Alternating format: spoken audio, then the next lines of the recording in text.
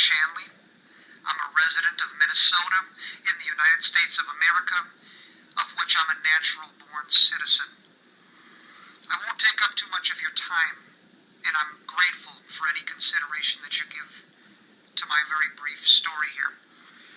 I'm involved in a custody battle in the family court system in a county known as Anoka County. Anoka County is famous, or rather infamous, for the fact that it does things subjectively outside of and apart from what is normative and what is standard in the legal industry.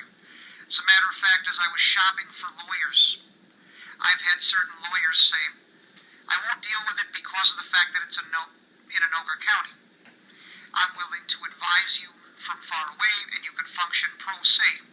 But in terms of setting foot in the building, you couldn't pay me enough.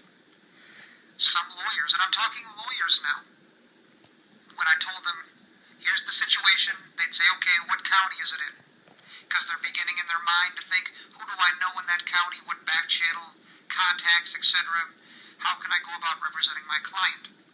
And then when you tell them it's Anoka County, sometimes you get the eyes rolling. Other times you'll say, lawyers will say, you know what did I tell you my fee was $2.50 an hour? Better make that $3.50 an hour. Why is that? What's situationally different about Anoka County? They know that they're about to endure some of the most idiotic and, dare I say, have to go through a culture of incompetence and of corruption in which the evidence can plainly say X, but if your client is a male, the judge is going to rule Y.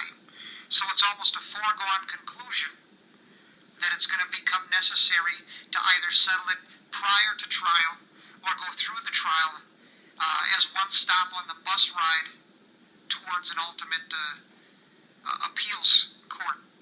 But in any event, this particular part of the country is famous for males, for fathers not getting a fair shake, for mothers being handed everything based solely on the fact that they're a female. Now, during the days of the transatlantic slave trade, very shameful part of American history, they would take families, and if they were raised on the Johnson plantation or the Jackson plantation, but over here, the Washington plantation has a need for a female so that they can breed a new group, or has a need for this or that. The people who owned them had the right to sell the family apart. They could sell the children, and the children might never see the parent again. They could sell the wife, they could sell the husband, they could break up the family. The divide and conquer method meant to keep people from becoming all that they could be. Well, we're faced with a very similar situation in which the children can be separated from the family, separated from the parents, based solely on the government says so, the bureaucrat says so, the angry little 20-something or 30-something white liberal chick who thinks she knows more because she went to a secular university and became indoctrinated in the so-called social sciences. She looks down on you as an ontological inferior because of the fact that she works for the state and you don't.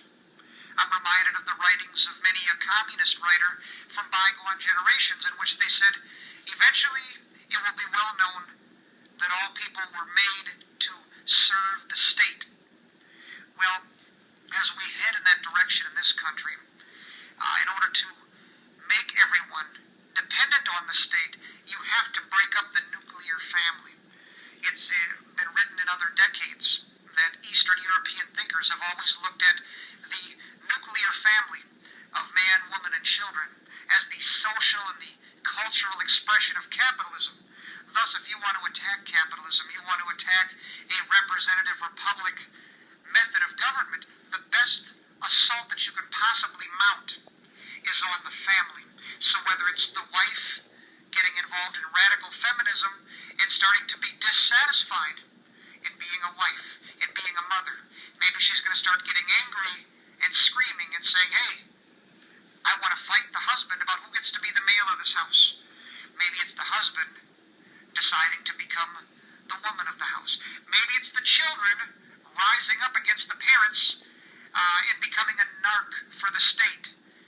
As in, let's turn in our parents because they have XYZ kind of light bulbs and they're not green enough. Let's turn in our parents because they spanked us, or whatever. Let's go to the school, and the school is a government-run public school. And let's tell the teachers who are part of a public sector union, and they report to someone, district superintendent, etc., etc., and eventually the buck stops at the Department of Education, which is a branch of the government. Can you say strong central government? Can you say standardizing all the children? But in the nuclear family, maybe it's the children rising up against the parents, or maybe it's the parents condescending down to the kid level. So you see these people on television knocking on the door. Eric, take that Marilyn Manson poster down. Come out, please, let's talk. And you see the television show, I can't get my child to do XYZ. Are you not the parent? Well, I want to be more of their friend, you see. I want to be the cool parent in the neighborhood that everyone comes to. I don't care if they do dope or have sex, so long as it's in my house where I can control and monitor the situation. So, everyone trying to go outside of the role that's been created for them by the one who created the family. Or whether it's two men marrying one another, two women marrying one another, so-called marrying one another. What you have is an assault on the family, because if you can break up that family, each individual left to their own, it's easier for them to become a what? A ward of the state. So you get some kind of an order for protection that comes in between the husband and the wife, where the husband has to leave his house, and the wife gets all manner of things handed to her by who? The state. In exchange for what? Oh, I simply have to fill out a piece of paper every month. Who lives in my house? How much money's coming into my house? What school are my children going into? What are their grades? What are all my bank accounts? What assets do I have? What are the account numbers? What are our social security numbers? Etc. What grades are the kids getting in school? Are they on the right drugs? Have they sat in front of this, psychobabble, social science type of person? What's the diagnosis? Because every kid's got to be on some kind of drugs. Why? Because it makes the download that they receive from the government-run school make much more sense when they're pharmaceutically lobotomized in order to become that robot that's going to receive one-world socialism, one-world multiculturalism. Let's slaughter babies on demand because being a parent is going to be inconvenient to me? Yes, it sounds like the right view. What? There should be no America's a bad country that needs to be taken down a few pegs? It's had it too good for too long? Yes, let's knock America down a few and let's raise up a few of the third world countries, artificially redistributing America's job opportunities, money, resources, etc., until eventually, artificially, the playing field has been leveled, you see. Anyone who disagrees with this particular agenda, let's invent some names to call them to keep them in line. They're a bigot. They're a right-wing extremist. They're a religious fanatic. We can keep the list going. And of course, these are caricatures, character assassinations that are libelous and criminally slanderous in nature, but they're meant to be the most character assassinating, the most severe, because that's how you keep people in line. That's how you keep everyone thinking the same way. In the name of my so-called independence, in the name of my so-called individuality, I simply have to conform to the cookie cutter, you see. What happens in the secular workplace? Same deal. You got the diversity meeting, the multiculturalism seminar. It's all the same agenda, standardizing everybody.